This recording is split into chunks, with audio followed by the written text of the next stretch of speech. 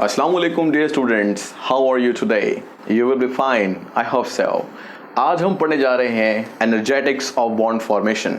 इसमें हम ये पढ़ेंगे कि बॉन्ड कैसे बनता है दो एटम्स के दरमियान और किस किस्म की एनर्जेटिक्स का वहाँ पर किरदार है। इसको क्विकली देखते हैं कि आखिर एटम किस तरह से एटम के साथ बॉन्ड हो सकता है। लास्ट लेक्चर में हमने ये सवाल का जवाब दिया था कि बॉन्ड आखिर बनते क्यों हैं। इसका लिंक डिस्क्रिप्शन में मिल जाएगा। अगर आप नए हैं तो सब्सक्राइब ज़रूर करें, लाइक भी करें और शेयर करें ताकि दूसरों का फ़ायदा भी हो। बहरहाल एनर्जेटिक्स ऑफ बॉन्ड फॉर्मेशन में जो हमें पहली बात समझनी है वो ये कि एटम्स जो आपस में मिलकर बॉन्ड बनाने वाले हैं उनके दरमियान अट्रैक्शंस भी होती हैं और रिपल्शंस भी होती हैं। मिसाल के तौर पर मैं आपको कुछ एक बात बता देता हूँ। ये हमारे पास एक एटम है और ये हमारे पास दूसरा एटम है। बेशक आप इन दोनों को हाइड्रोजन एटम तस्वर कर लें तो ये आपके पास न्यूक्लियस होगा और ये भी एक न्यूक्लियस होगा। इसके साथ साथ यहाँ पर आपको क्या मिलेगा, इलेक्ट्रॉन्स मिलेंगे। अब हम इन दोनों एटम्स के दरमियान कुछ अट्रैक्शंस और रिपल्शंस का जिक्र करते हैं। जैसे मिसाल के तौर पर अगर मैं आपसे कहूँ कि ये दोनों न्यूक्लियस एक दूसरे के साथ कौन सी इंटरेक्शन रखते हैं तो आप कहेंगे कि सर ये एक दूसरे को दूर करने वाले हैं। इसका मतलब है कि यहाँ पर रिपल्शंस हैं। इसी तरह अगर मैं आपसे कहूँ कि ये आपके पास इलेक्ट्रॉन है और ये भी आपके पास इलेक्ट्रॉन है, ये दोनों इलेक्ट्रॉन अगर एक दूसरे के करीब आए तो क्या होगा, तो आप कहेंगे कि यकीनन यहाँ पर रिपल्शंस होंगी। तो जब भी एटम्स करीब आएंगे तो उनके दरमियान दो किस्म की रिपल्शंस होंगी, एक न्यूक्लियाई के दरमियान पाई जाने वाली और दूसरी इलेक्ट्रॉन्स के दरमियान पाई जाने वाली।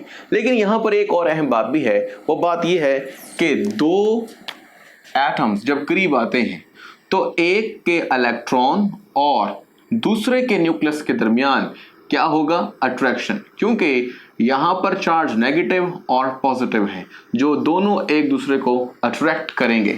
इसी तरीके से अगर हम फिर बात करें और वो क्या है कि अगर एक एटम के इलेक्ट्रॉन और दूसरे एटम के न्यूक्लियस के दरमियान अट्रैक्शन हैं तो इसी तरह से एक यानी दूसरे एटम और पहले एटम के दरमियान और भी किस्म की अट्रैक्शन हो सकती हैं जो कि दूसरे एटम के इलेक्ट्रॉन और पहले एटम के न्यूक्लियस के दरमियान होंगी। तो अब आपको दो अट्रैक्शंस और दो रिपल्शंस के बारे में पता लगा है। अब मैं आपको अगली बात ये बताने वाला हूं, अगर अट्रैक्शंस ताकतवर होंगी तो एटम्स करीब आकर बॉन्ड बनाएंगे और अगर रिपल्शंस डोमिनेट करेंगी तो एटम्स दूर रहेंगे और बॉन्ड फॉर्मेशन नहीं होगी। तो ये आपके पास एक सिलसिला हुआ जिसमें आपने अट्रैक्टिव और रिपल्सिव फोर्सेस के बारे में पढ़ा। अब अगली बात वो क्या है, वो ये है कि एटम्स बॉन्ड क्यों बनाते हैं। इसका एक सादा तरीन जवाब ये था कि एटम्स अपनी आप की स्टेबिलिटी बढ़ाना चाहते हैं और जब किसी एटम की या किसी सिस्टम की स्टेबिलिटी बढ़ती है तो एक्चुअली उसकी एनर्जी कम होती है। यानी एनर्जी जितनी कम रखी जाएगी, अखराजात किसी घर के जितने कम होंगे उतना क्या होगा, वो ज़्यादा स्टेबल होगा। आने वाले जो मुख्तलिफ किस्म के पेंडेमिक्स हैं, जैसे कि आजकल कोरोना का अटैक है, लॉकडाउन सिचुएशन है, तो ऐसे घर जहां पर बहुत ही कम अखराजात होंगे, बहुत ही लेस एनर्जी के साथ वो सर्वाइव कर सकता है, तो वो देर तक चलेगा।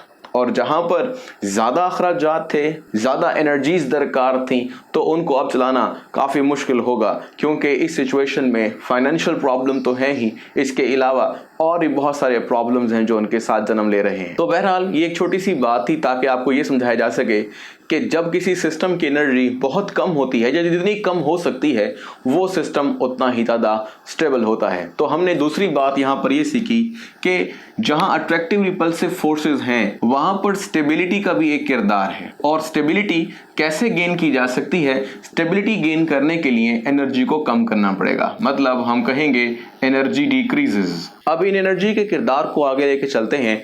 देखें, एक बात सुने, आपने एक बात ये समझ लेनी है कि एक एटम दूसरे एटम से जितना दूर होगा वहाँ की पोटेंशियल एनर्जी मैक्सिमम होगी और पोटेंशियल एनर्जी को वैसे हम मान लेते हैं कि वो ज़ीरो के करीब है, मतलब मैक्स को आप ज़ीरो बोल सकते हो। बहरहाल ये एक अलग स्टोरी है। बट आप ये समझ लें कि जो पोटेंशियल एनर्जी है वो मैक्सिमम है। क्यों? क्योंकि ये एटम एक दूसरे से इतने दूर हैं कि ये किसी भी किस्म की कोई हरकत नहीं कर रहे, मतलब नो मूवमेंट। और हमें यही बताया जाता है कि अगर मूवमेंट ना हो या पोजीशन चेंज ना हो रही हो तो हम बोलते हैं कि पोटेंशियल एनर्जी मैक्सिमम है। यानी सिस्टम में एनर्जी तो है और वो इस्तेमाल नहीं हो रही, होगी बाद में जाकर, लेकिन अभी जितनी है वो मैक्सिमम लेवल पर है। अब क्या होगा? अब ये होगा कि अगर ये दोनों एटम्स एक दूसरे के करीब आना शुरू हो जाएं, हम अगर इसको ग्राफ की शक्ल में ड्रॉ कर लें तो भी कुछ समझा सकते हैं। जैसे मिसाल के तौर पर हम जिक्र करते हैं कि ये सिस्टम की पोटेंशियल एनर्जी को शो करने वाला ग्राफ है और एटम्स पहले बहुत दूर थे और उनके दरमियान किसी भी किस्म की कोई इंटरेक्शन, कोई ताल्लुक नहीं था, and they have the maximum potential energy. अब उसके बाद क्या हुआ? उसके बाद कुछ ये सिचुएशन आई कि एटम्स ने एक दूसरे के साथ करीब आना शुरू किया। जब वो करीब आए तो उनके दरमियान में क्या होने लगा? एक इंटरेक्शन बनी, एक ताल्लुक बनने लगा। कि ताल्लुक इस तरह बन सकता है कि अट्रैक्टिव फोर्सेस ताकतवर होती जाएं या रिपल्सिव फोर्सेस ताकतवर होती जाएं। अगर रिपल्सिव फोर्सेस ताकतवर हो जाएंगी तो एटम को फिर अपनी पुरानी हालत में जाना पड़ेगा, मतलब ज़्यादा एनर्जी के साथ रहना पड़ेगा। और अगर एटम ज़्यादा एनर्जी पर होंगे तो वो बॉन्ड नहीं बनाएंगे। लेकिन अगर एटम्स के दरमियान अट्रैक्टिव फोर्सेस ज़्यादा ताकतवर होने लगी तो हो सकता है कि एटम और करीब आने लगे, और एटम करीब आते आते बहुत ही करीब आ जाएं।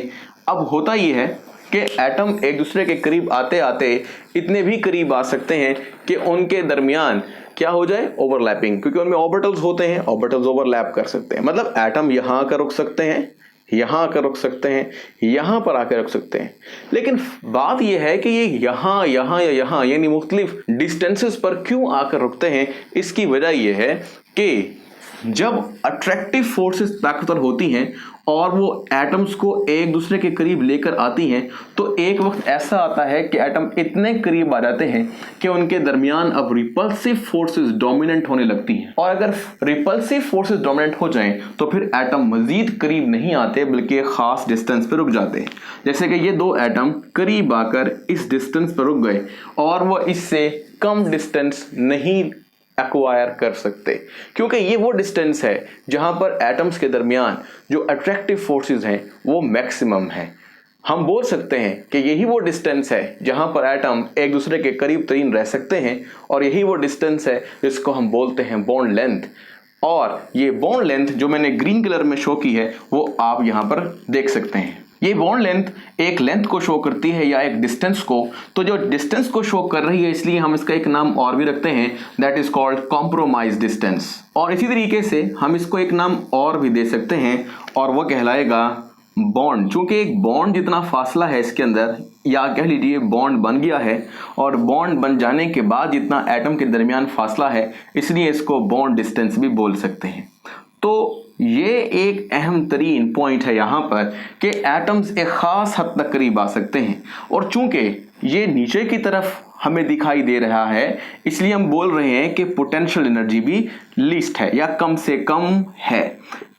हम बोलते हैं कि लीस्ट या सबसे कम बॉन्ड एनर्जी है। और अगर यही बात यहाँ पर दोहराई जाए तो हम कह रहे थे कि अगर एनर्जी कम हो जाए तो स्टेबिलिटी बढ़ जाती है। तो चूंकि ये वो हालत है जहाँ पर मैक्सिमम कमी आ चुकी है एनर्जी में, तो ये सबसे ज़्यादा स्टेबल फॉर्म भी होगी, और इस वक्त जो स्टेबिलिटी होगी वो मैक्सिमम स्टेबिलिटी होगी। तो अब आपको ये बात समझ में आ गई है कि बॉन्ड कैसे बनता है। बॉन्ड बनने के लिए ये ज़रूरी था कि स्टेबिलिटी हो, और स्टेबिलिटी आने के लिए ज़रूरी था कि मिनिमम एनर्जी हो, कम से कम एनर्जी कर दी जाए सिस्टम की।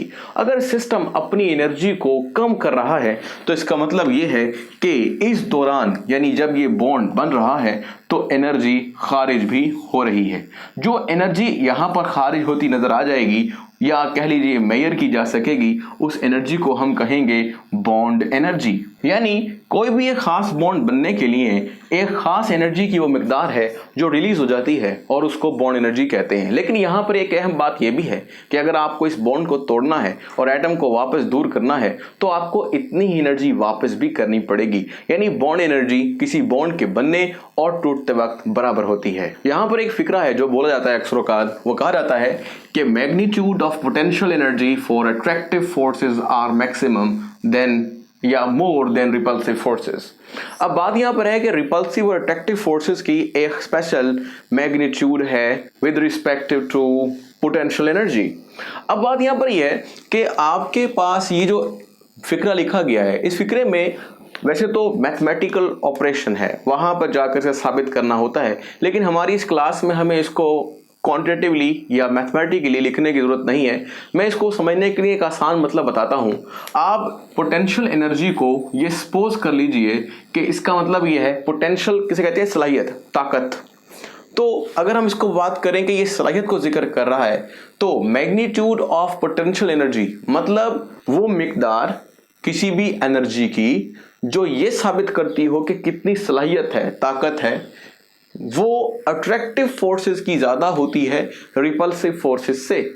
यानी आप यूं मतलब लेंगे कि अट्रैक्टिव फोर्सेस वो वजह हैं जिनके पास ये सलाहियत है या कैपेबिलिटी है एनर्जेटिकली कि वो बॉन्ड फॉर्मेशन करवा सके, जबकि रिपल्सिव फोर्सेस बॉन्ड फॉर्मेशन नहीं करवा सकती। देखो यहां पर एक अहम बात है कि दो किस्म की फोर्सेस हैं, अट्रैक्टिव भी रिपल्सिव भी।